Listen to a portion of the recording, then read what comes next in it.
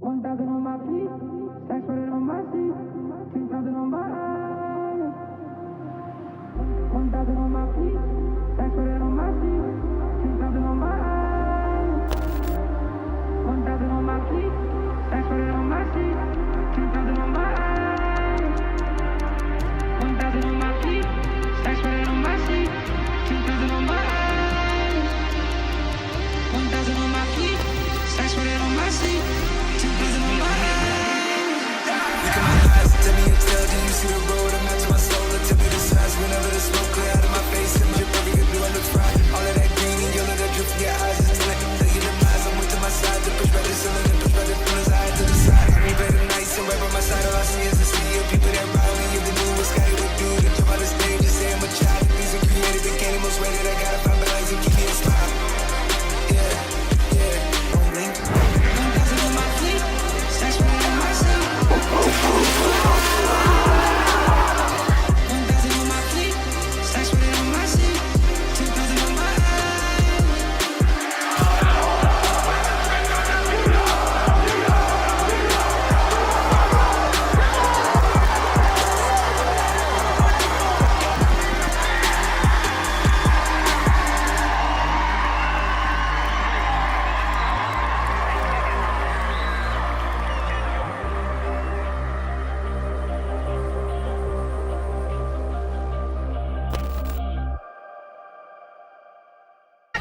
What's up, Raven Nation? Welcome to the first edition of Raven Game Day. I'm joined alongside our panel of experts, Blake, Izzy, and Joe, and today we're going to run the show for you guys. Today, Garden City, Kansas decided a road trip down to the College Boulevard Activity Center, and they're both looking for the first win this weekend. Blake, how did that first week go for the Olathe Northwest Ravens? You know, the Ravens, they came out strong, drove right down the field, scored a 30-yard field goal, and the rest of the game was kind of slow-paced, more of a defensive battle, you could say. You know, Olathe East followed it by a couple touchdowns. Ravens tried to come back late in the fourth quarter, getting a late touchdown by Drake Higgins, and that wasn't enough to put them away. So the Hawks got the dub over us. Yeah, they had a really solid win, honestly. The Ravens were really close to scoring there at the end and coming back and getting that tie with the field goal, but sadly there was an interception thrown in the end zone, and the Hawks recovered it after that. I just got to say, our defense was outstanding. Our defense played the game the way they played it the way they needed to win the game. Our offense was just struggling. It was a bad night for our receivers especially.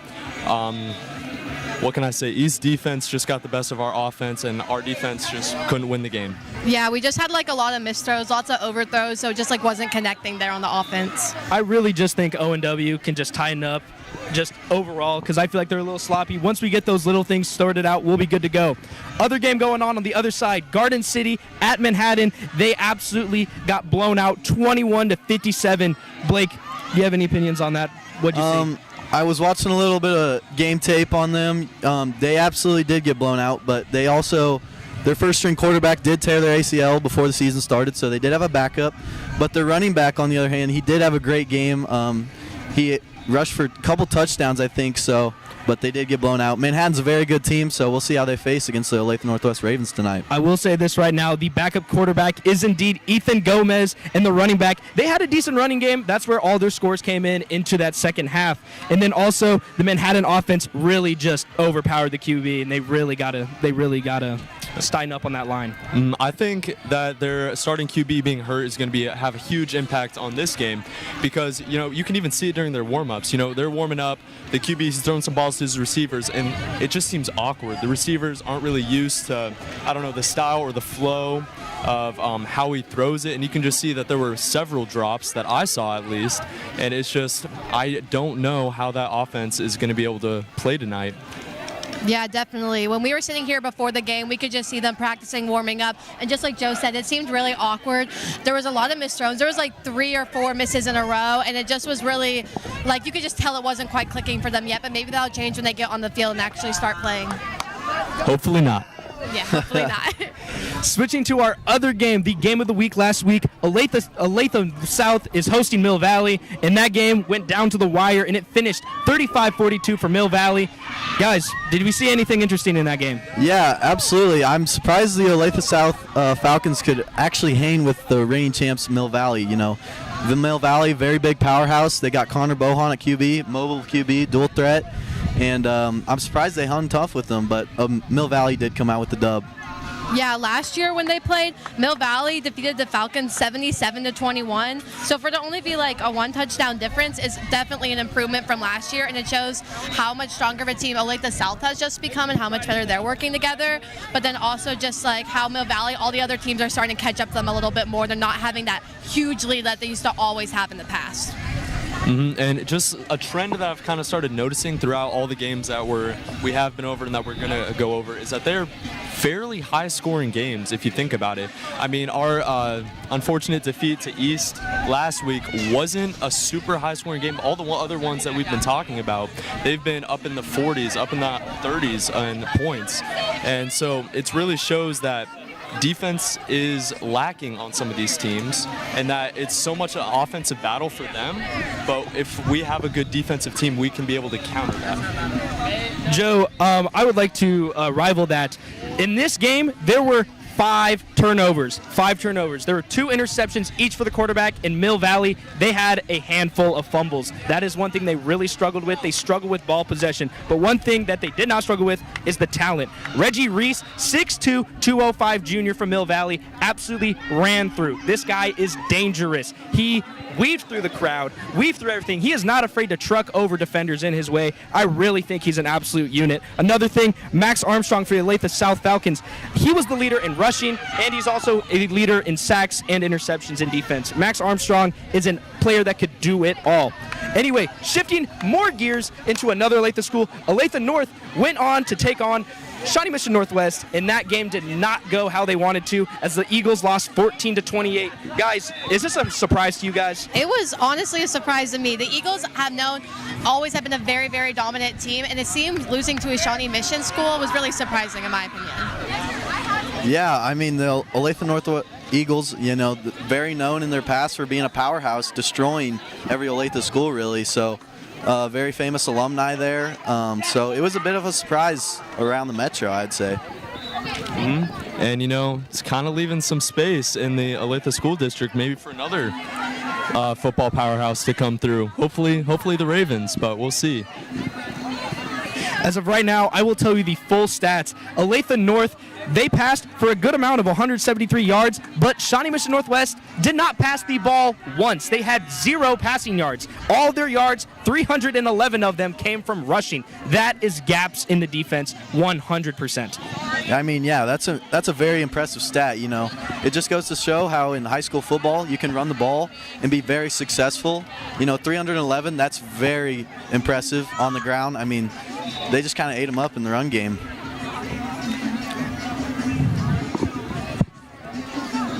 Something also I want to cover, another turnover. There were 2 turnovers in this game, which wasn't a big factor, but they were very scary turnovers. One was by Jalen Watson. He absolutely got hit and threw it up in the air, and the other one hit off the defender and was caught by the defense. I think another thing is just massive ball security issues. Do you guys think ball security issues would be an issue with the Ravens or any of the Gardner City team at all today? I mean, I could see it, but, I mean, the weather conditions, it's pretty good, a little windy, but, I mean, not a whole lot of turnovers, I would say, on both sides today.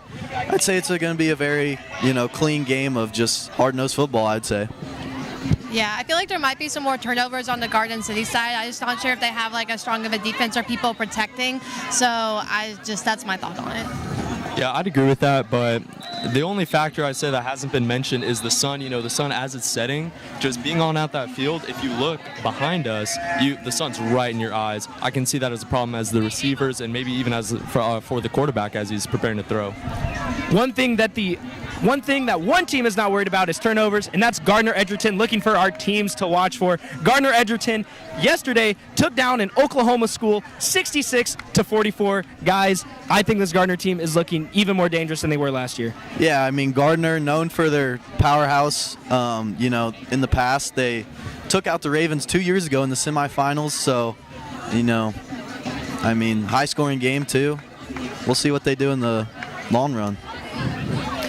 100%, guys. Another team that we should look out for is Lawrence High School. I have seen Banks Bowen, the Tulsa commit. He threw for around 300 yards and 5 touchdowns. That is an incredible performance. Yeah, they have already had 2 big wins this season against Shawnee Mission South, 43-0, and Junction City, 69-56. So both super high-scoring games, like Joe was mentioning earlier. It seems like the offenses on all these teams are really explosive, and it's more of an offensive game than defensive for sure.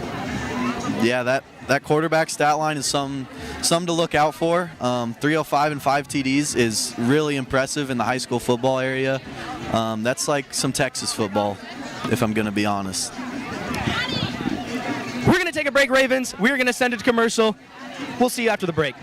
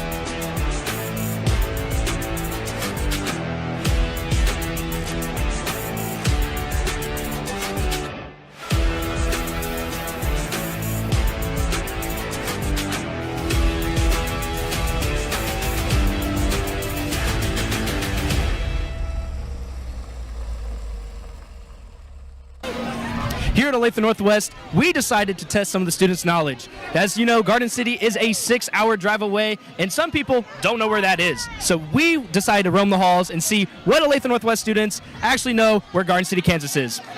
What's up, Raven Nation? Today we are playing Garden City, Kansas, but do the students of Olathe Northwest know where that is? Let's find out in Where Is That? Yeah. If you yourself are wondering where Garden City, Kansas is, Upside down L right here, smack dab in the middle of there. who am I here with? Omar. Tyler. What's up, Raven Nation? Today we are playing What's up, Raven Nation? Today we are playing Garden City, Kansas, but do the I don't. No. Oh yeah, Gardner song. I guess Gardner. No. Oh wait, it's Garden City. Garden City. Garden City. Okay. Garden City. Garden City. Garden City. Garden City. Garden City. Do you think you could locate Garden City on this map right here? Absolutely not, but I can try. Oh shit. I mean, I can try. I'll say it's around this area. I'm gonna say like right here. We're like over here though. We're Okay. like here. And so where's Garden City at? Like right here. That's a county. That's pretty close. That's Topeka. Oh. Do you have any idea of where you think it would be? Like over here. Like here? Yeah, no, that's pretty close. Like somewhere over here. You're nowhere near it, I'm gonna be honest. Like up here? That's like Highland, Kansas right there. I'm thinking like right here. Right here. Do you want a hint? Yeah. It's in Findlay County. That's not helpful. I don't know where Findlay County is. I don't know where that is. I don't know where Findlay County is Well- at all. Where's Garden City? It's in Findlay County. That's Colby, Kansas. Like there. That's like Hayes, Kansas. East or west? If I gave you all the information, it wouldn't be that fun. Same thing with like taping players' ankles up all day. That wouldn't be fun either, wouldn't I it? bet it wouldn't. Go here. That's Topeka, Kansas. All right, he's got it. He's got it. Right there. Oh, No, wrong, complete wrong. that is Manhattan. That's Liberty, Kansas. Like, Okay. right there. Yeah, it's pretty close actually. Right there. This one. Right here. All the way down here out in the middle of nowhere. Yeah, you got the right county. That's Findlay County. You got it right. You got it right. Good job. Garden City, Kansas is right here in this little. That is exactly where it is. Congratulations. It's right here in this little L thing. Right here. Wow, he got it right. He got it right. Yeah, you got it right. Garden City's right here. Well, that was a guess. And that's a wrap for Where is that? That is a bad place to blow a one-stroke lead. On another note, this week I got the opportunity to sit down with Coach Clark, and I asked him what exactly they learned from the first week of this season. Let's send it up to see. I would tell you our offensive line. We had one kid out of the 6 that played varsity football last year for us. So to have 4 new linemen, new tight ends that didn't really get to play on that side of the ball last year, that really impressed me. I think our backfield was really good, and I think that they'll continue to grow and develop. But like I said, we're still young as far as experience of varsity football. The thing that I tell my staff not to take for granted is 2 years ago, we had a lot of kids that had varsity experience for 2 and 3 years. Last year, very minimal. This year, a little bit more, but still, they really haven't played in a lot of varsity football games. With the coach mentioning that it's a very young team, they have a lot of future aspirations. Let's see how they plan on improving this season. We will continue to grow and develop. I mean, you have to have a growth mindset when it comes to football. You can't think, hey, I'm the top or I'm the best at any position. So I think every week to get a little bit better, every snap to get a little bit better, every play to get a little bit better is the mindset that I think our seniors have taken hold of, and I truly believe that as well. Now looking into this week, let's see the Ravens game plan for Garden City. We really didn't change very much as far as practice flow, or obviously with a new opponent, they're going to do some different things. Olathe East is a really good football team, and they'll be battle tested just like we were, but that was a really physical football game. And I would say that this week will be another physical football team and game, just because of who Garden City is and the experience that they have as far as playing teams out west. So I think our kids are focused in. I think that they're ready to go play another game. And our underclassmen did really well last week. I mean, we went 3-0 at that level, and so I think our varsity kids are wanting to make up for last week's loss. Wow, fascinating. Well, Ravens, last Thursday I had the opportunity to mic up with Drake Higgins, the Ravens leader in receiving touchdowns this season so far.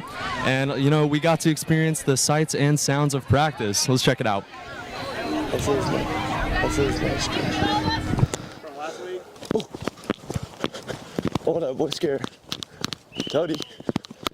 Oh, this boy about to get cooked.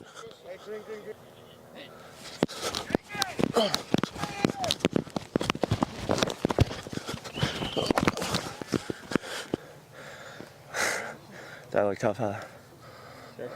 Sure. Go get him. I'm not too on Keiko. You just... You made me think I was. A little back shoulder action? Yeah. A little back shoulder action? A little high point, too. A little high point. Yeah, did you see that vert? You should have just one-handed it, though. Give me that. No, I was gonna, but... All right, let's get a pick here. Watch this.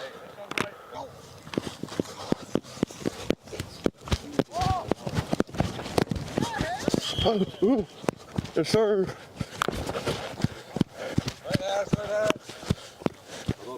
Husky. Defense, you're still going! Oh, crap. With the pick.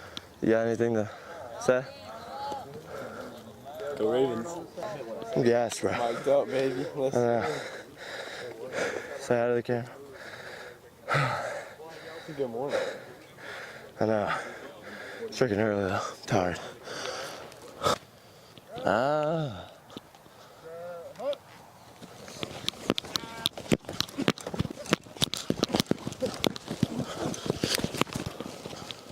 Let it go.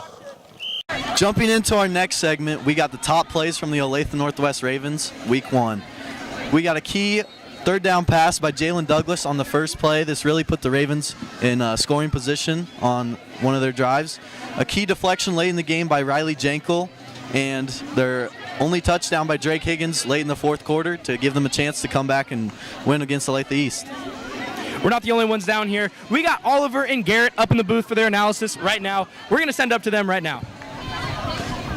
What's up, Ravens? Welcome to the booth. I'm Oliver Christie. And Garden City did come off a rough game last week, losing 57-21 to Manhattan. I got a chance to sit down with Coach Brian Hill, and he said the game plan for this week: Don't turn the ball over. Communicate better on defense and try not to give up big plays. Last week, they got into a big hole early, down 57-0 at half. Couldn't get into a rhythm, and when they did, it was too late.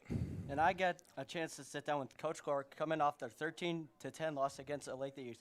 And here's what he said. We need to execute on both sides of the ball, match the physicality up front in big plays. Also, execute and run to the ball on defense and take what the defense is giving us. So we got a good matchup versus the Garden City Buffaloes today and the Olathe Northwest Ravens. Both teams own one, and both teams looking to bounce back in a big way. Should be a good game, guys. Now back to the crew.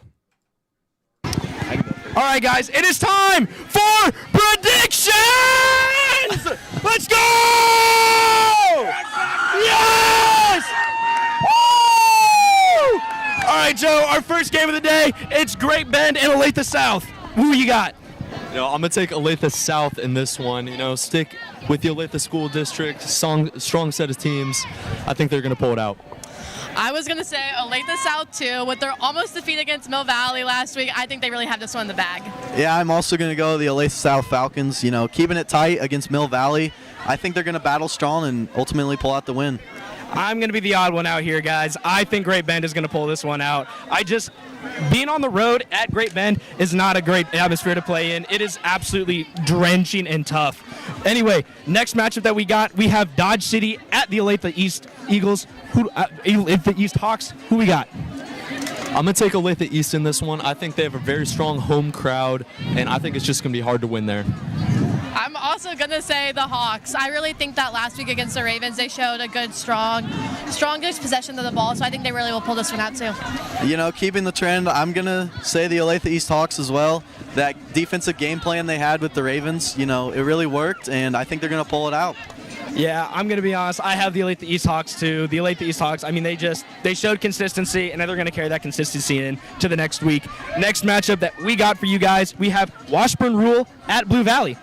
Who we got? I'm going to say Blue Valley on this one. I think they just have a history of being such a strong, formidable football team, and especially being the home team, I think it's going to be really hard for them to lose this game. I'm going to have to say Blue Valley, too. They are ranked one of the top schools this year, and they have a really, really strong senior class with strong commits in every single position. So I really think that they're going to win against Washburn Rural and put up a good showing. Yeah, I think Blue Valley's just going to take it home as well. They got a strong home crowd. Like Izzy said, many commits on the defensive side of the ball and offense. So I think they're going to take home the win. This is another great matchup, in my opinion, because both of these teams made it to these sub-state finals during last year, and they both lost. One lost to Gardner Edgerton, and the other lost to Derby. Anyway, with that being said, I got Blue Valley. I really don't think that Washburn Rural can keep up with how many seniors they lost. Next matchup that we got for you guys, we have Shawnee Mission North and Blue Valley Northwest. Who we got in that game? What was the team, sorry? Shawnee Mission Northwest and Blue Valley West. Tales of the other Northwests. Ooh, that's a tough one. I think I'm going to stick with the Blue Valley team. I think they've been their first game. It wasn't a great performance, but I think they're looking to capitalize on their second game, and they're definitely going to go out playing their hardest, and I think they got a good chance. I say the Blue Valley team too. Honestly, Blue Valley just has really strong teams all around, so I think they have the win for this one. Yeah, Blue Valley West is going to take this with Tate Nagy at quarterback. He's a fast guy, committed to KU, so I think Blue Valley West is going to run all over him. Anything that I learned from last game is that Shawnee Mission Northwest, that the running game works. However, it will not work against Blue Valley Northwest. I got the Huskies. Next game that we have Bishop Miege at Blue Valley Southwest. All right, I'm gonna say Bishop Miege on this one. It might be a shock to you, Jackman, but I think they're hungry. I know last season didn't go exactly the way they wanted, and I think that this senior class is hungry for a win, and they want to go show out and show what they're made of. I was also going to say Miege just because they've always been known to have a really strong team in the 5A sector. They've always played really good, and they've just been known for being very consistent on that. I think that's going to show again. Yeah, I'm also going to take Bishop Miege. Their strong suit in the past has always just ran through teams, and Marco Rodriguez at quarterback, he's a big guy, so I think Miege is going to take this one. Bishop Miege last week lost to St. James, who last year St. James went 1-7, not a good record. And however, Blue Valley Southwest is also, they went far in the playoffs this year. You are out of your mind if you think Bishop Miege is going to win. Give me the Timberwolves on this one. I got Blue Valley Southwest. For our next game, we have another little holy rival. We have St. James at St. Thomas Aquinas. I'm going to take St. Thomas Aquinas on this one. I think they as well also have a very strong home crowd advantage, and their team it's always been above average at the very least. And St. James, I know this year they lost a ton of seniors last year, and it's not looking as though they're going to have an amazing team. And so I'm going to take St. Thomas Aquinas in this one. I am also going to take Aquinas. Honestly, it's just because St. James, the last couple of years, they've not had a very successful season. So I feel like Aquinas just has more of that momentum from their last very successful years. They're just going to keep carrying that on. I'm also going to take the St. Thomas Aquinas Saints here. You know, they run that flex bone offense still, but that's tough to stop sometimes when you run it well. So I'm going to take the Saints here. We got some copycats. St. James has an absolute momentum going for them. Beating Bishop Miege, they haven't done that in 6 years. But, however, St. Thomas Aquinas is a different beast. I got the Saints in St. Thomas Aquinas. Our next matchup, this is kind of a weird matchup. We have Shawnee Mission South heading down to Pittsburgh, Kansas. Who we got? Yo, Jackman, do you want to kick this one off? I can kick this one off. Shawnee Mission South, I don't even know what they were doing. Anyway, I don't feel like that game, not even worth my time. However, what is worth my time is Topeka Seaman at Shawnee Mission East. What we got for that, guys? I'll take the Lancers in this one. You know, I think they're going to come out strong and ultimately take home the dub. I'd agree with that. I am going to third that. Yeah, Shawnee Mission East, they're dominant. They got it. Next matchup, we have the Olathe North Eagles at Rockhurst. That is an absolute banger of a game. Who do we got for that game? I can start this one off. I think Rockhurst is definitely going to take the win on this one. Olathe North losing last week, I think that's just going to kind of strike them a little bit. I feel like they're kind of caught off guard by that. So either they'll use that to motivate them, but I feel like it also might be the beginning of their downhill trajectory. I'm going to go against that. I'm going to take Olathe North in this one. I know last week it was shaky. But I feel like it wasn't so much that they were thrown off as they were angry. I feel like they're going to go into this game and they're going to be like, nah, we are Olathe North. You don't play with us. We are a football school. We have a legacy to uphold. We're going to get it done. You know, Joe, that's a good take, but I'm going to take Rockhurst here. They've ultimately been a powerhouse these last 4 years. And my boy Charlie Luce at quarterback, he's going to lead them to victory. Charlie Luce is a monster in the pocket and outside the pocket. I got the Rockhurst Hawklets, so it's going to be a fun time. Now, this is the matchup of the week that we got. We have Lee Summit North heading over the border to Mill Valley High School. They're both ranked number 2 in their respective states. Joe, kick us off. Who we got? Something I just want to point out real quick is the schools that are playing schools that are way far away. I mean, you have Gardner playing the Oklahoma team. I mean, we're playing Garden City, for crying out loud. It's just playing new teams. It's just bringing a whole nother dimension to the football team.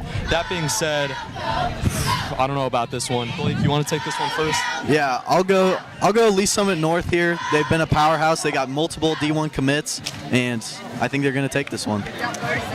I'll go next. I also have Lee Summit North. I just think that they're a really dominant team. I think they've got it. Lee Summit North had an incredible roster. Every single person on that team was an absolute athlete, including 5-star of Mizzou commit William Nawardi. He was an absolute dominant power, and losing him this year, there is no shot that he is going to stop Reggie in the pocket for Mill Valley. I got Mill Valley. They're not going to be able to stop the run game. And now we have our game, the Olathe Northwest Ravens versus the Garden City Buffaloes. Who do we got for this, guys? I mean, sorry, let me think. Yeah, the Ravens. Yeah, I don't think there's any question here. Ravens all the way. Yeah, I mean, Garden City doesn't stand a chance. Driving 6 hours just to lose, give me the Ravens all the way. They might as well start driving home already. I don't know what my opinion is, but I know who does. Who's going to win tonight? Who's winning? Woo! Guys, I'm an expert, but I know who the real experts are. Give me the Olathe Northwest Ravens. Anyways, guys, that is our show for today. We have been Jack, Blake, Izzy, and Joe. We're sending it off now. Thank you guys for watching Game Day, and we'll see y'all next time.